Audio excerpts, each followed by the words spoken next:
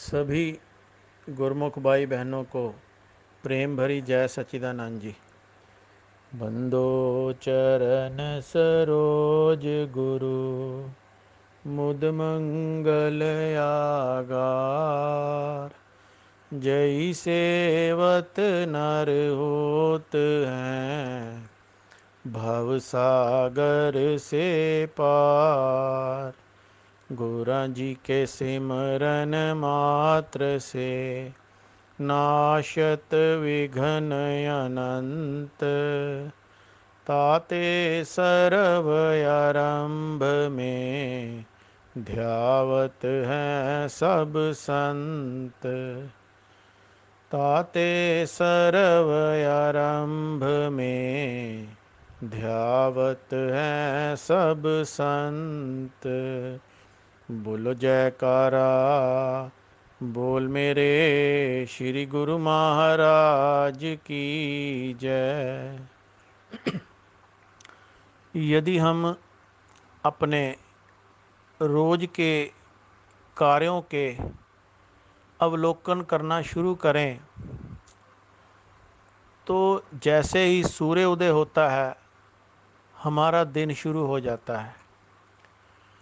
पहले शरीर के नित्य कर्म, फिर अगर हमने कोई नियम बनाया है प्रभु की भक्ति का तो थोड़ा बहुता बहुत वो चलता है। उसके पश्चात हम सभी अपना कार्य करने में जैसा भी जिसके पास कोई काम है वो करने में मशगूल हो जाते हैं और शाम को खाना खाने के बाद फिर निद्रा की आगोश में। थोड़ा सा अगर इसका विश्लेषण करें तो हम ये जो नित्य की क्रिया है उसमें ज़्यादातर समय तो हम अपना कोई ना कोई जो कार्य है उसके ओर अगर दृष्टि करें तो वो काम वो कार्य हम किस प्रयोजन हेतु करते हैं। अपनी आजीविका के लिए, अर्थात अपनी रोजी रोटी कमाने के लिए। कोई कहीं पर नौकरी करता है या किसी का अपना कार्य है, कोई दुकान पर जाता है, तो ऐसे ही दिन रात निकलते रहते हैं। लेकिन अगर ध्यान करें तो खाने के लिए, कपड़े के लिए और अपना एक आश्रय स्थल बनाने के लिए हम सारी उम्र इसी चक्र में चलते रहते हैं। उसी की पूर्ति हेतु नित्य प्रतिदिन वही कार्य करते हैं ताकि हम 2 वक्त की रोटी खा सकें, तन को ढांपने के लिए अच्छे वस्त्र मिल जाएं और रहने के लिए घर हो। इसी के चलते अगर मेरे पास ज़्यादा धन अर्जित हो जाता है या बहुत ज़्यादा धन की प्राप्ति हो जाती है इन्हीं कार्यों से। काम तो यही 3 है, रोटी खानी है, वस्त्र चाहिए और एक आश्रय स्थल चाहिए। लेकिन उसमें अब विलासिता की बढ़ोतरी होने लगती है। खाने के टेबल पर नाना प्रकार के व्यंजन रखे जाते हैं और अगर उसकी ओर दृष्टि करें तो जितना पहले खाते थे उतना ही अब खाते हैं। लेकिन इतना बड़ा टेबल सजाने के बाद उस भोजन का क्या हश्र होता है जो बच जाता है। तो ये क्या भोजन का या प्रकृति का निरादर नहीं? अगर मेरे पास अधिक संपदा है तो जो पहले छोटा सा मकान था अब बड़ी बिल्डिंग बन गई है, कोठी बन गई है, उसी में ही सुख ढूंढते हैं, उसी को ही लोगों को दिखाकर अपनी शान बढ़ाते हैं। आपने भी कई बार देखा होगा, जब कोई अपने लिए मकान, घर या कोठी बनाता है तो एक एक कमरा दिखाने की कोशिश करता है और बहुत खुश होता है कि ये किचन है, ये मास्टर बेडरूम है, इसमें ये भी फिट है, इसमें ये भी फिट है। हमने अभी बात की कि अगर खाने के टेबल पर बहुधा व्यंजन सजे हुए हैं तो दिन ढलने के पश्चात खाए तो वो सभी जाते नहीं, उनका निरादर होता है। और अगर हम इसी प्रकार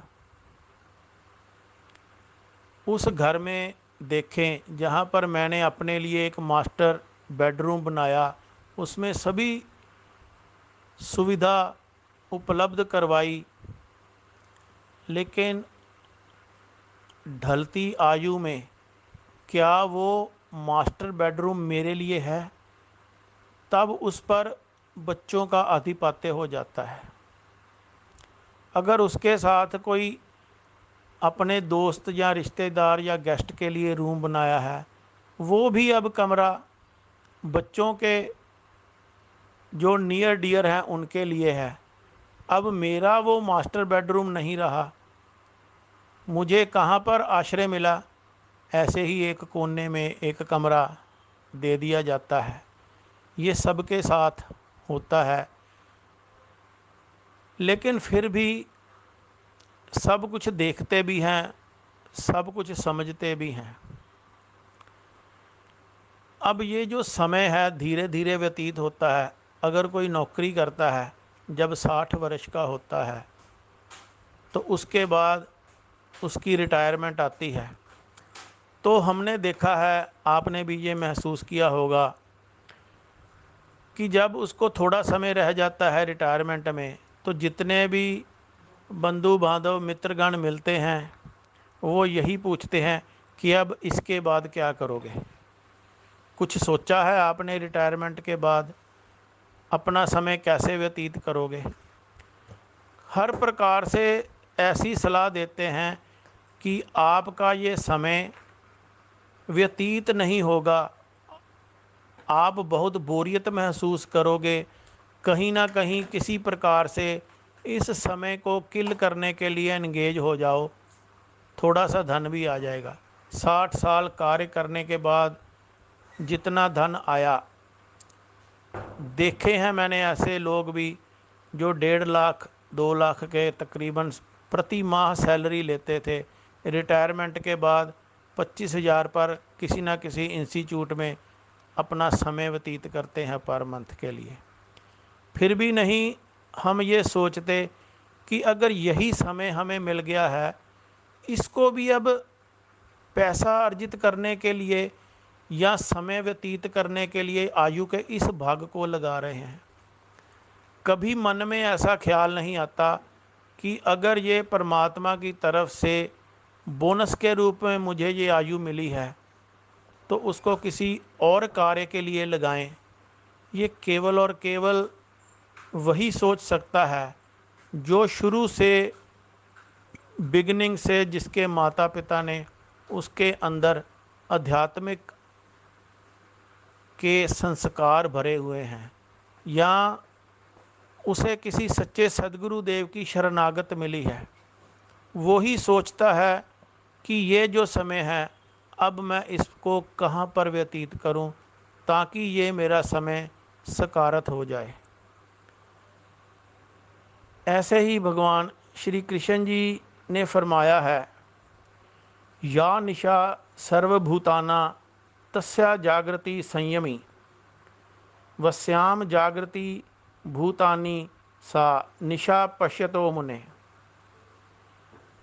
जैसे हम रात को इस शरीर को विश्राम देने के लिए निद्रा की आगोश में चले जाते हैं और दिन में धन संग्रह करने या अन्य प्रकार की सुख सुविधाओं को अर्जित करने में व्यतीत कर देते हैं, उसके बारे में कहते हैं कि संपूर्ण मनुष्यों की जो रात है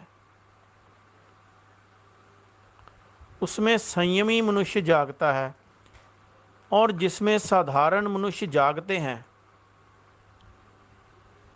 वह तत्व को जानने वाला उसको रात समझता है। बड़ा ही गूढ़ रहस्य है उनके इस श्लोक में कि जो संयमी मनुष्य है, जो परमात्मा के तत्व को जानता है, उसके लिए दिन भी रात है अगर वो समय भोग और संग्रह में लग जाता है। अगर दिन का समय भोग विलासता या उनकी वस्तुओं को अर्जित करने में लग गया तब भी वो रात ही है। संयमी और जो तत्व का ज्ञाता है, जिसको अंदर से सोझी है, उसके लिए तो दिन वही है जो प्रभु के लेखे लग जाए।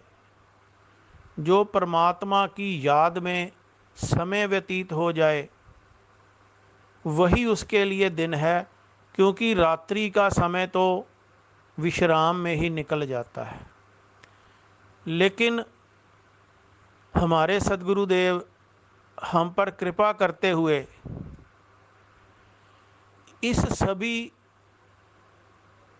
तरह के बंधनों से छुड़वाने के लिए उन्होंने हमें ये रास्ता प्रदान कर दिया कि चाहे दिन हो चाहे रात हो, अगर दिन है तो हमने जो सद्गुरुदेव के बनाए हुए नियम हैं, जब हम भोग में या अन्य वस्तुओं को अर्जित करने के लिए समय व्यतीत करते हैं, उसमें से कुछ समय निकालकर श्री आरती पूजा को समर्पित करें, अपने सद्गुरुदेव के प्रति प्रेम जताएं, अपने अंदर उनके प्रति श्रद्धा भावना को जागृत करें, ताकि वो समय जो ऋषि मुनियों के लिए रात्रि है, जिसमें कि हम मनुष्य भोग और संग्रह करते हैं, हमारे लिए तो कहने को दिन है, लेकिन अगर वो दिन हम ऐसे ही व्यतीत कर रहे हैं कि काम पर गए और आजीविका अर्जित की, लेकिन ऋषि मुनियों के लिए वो रात्रि है, क्योंकि वो समय हमने सद्गुरुदेव के या परमपिता परमात्मा को अर्पित नहीं किया। इसको छुड़ाने के लिए हमें सद्गुरुदेव ने ये 2 समय की आरती पूजा का जो नियम दिया है, उस समय में से थोड़ा सा समय हम इस तरफ निकालें, और सेवा का कार्य अगर कहीं मिलता है तो वो भी थोड़ा बहुत समय निकालकर सेवा करें। और रात्रि को जो सुबह का प्रथम पहर है, जिसे अमृत काल कहा गया है, जब सारी सृष्टि निद्रा की आगोश में होती है, तब सद्गुरुदेव हमें ये चेताते हैं कि यही समय है प्रभु की आराधना करने का। इसे अमृतकाल क्यों कहा गया है? क्योंकि हर तरफ एक सन्नाटा सा होता है, सारी सृष्टि उस वक़्त सुप्त अवस्था में होती है, और जो जागृत अवस्था में होता है उस समय प्रभु का ध्यान लगाना सुविधाजनक है। आसानी से हम, क्योंकि उस वक़्त हमारे कान किसी भी आवाज़ को, बाहरी आवाज़ को नहीं सुनते, तो हमारा ध्यान इधर उधर नहीं जाता। केवल उस वक्त हमारे विचार ही होते हैं जो हमें इधर उधर भटकाएंगे। उन्हीं विचारों को साथ लेकर जब श्वासों की माला में सद्गुरुदेव का प्रदान किया हुआ शब्द हम चलाएंगे और उन्हीं विचारों के साथ अपनी भ्रुकुटी में सद्गुरुदेव के दीदार करने की कोशिश करेंगे, तब क्योंकि बाहरी आवाज़, बाहरी ध्वनि कोई नहीं है, तो आसानी से ही ध्यान में अपनी सुरती को लगाया जा सकता है। तो भगवान ने जो अपने वचनों में कहा कि रात, चाहे वो सूर्य निकला हुआ है, लेकिन उन मनुष्यों की तो रात ही है जो भोग और संग्रह में लगे हुए हैं, उसकी भी काट सदगुरुदेव ने हमारे ऊपर कृपा करके हमें प्रदान की है। और हमें बार बार ये चेताते हैं, समझाते हैं।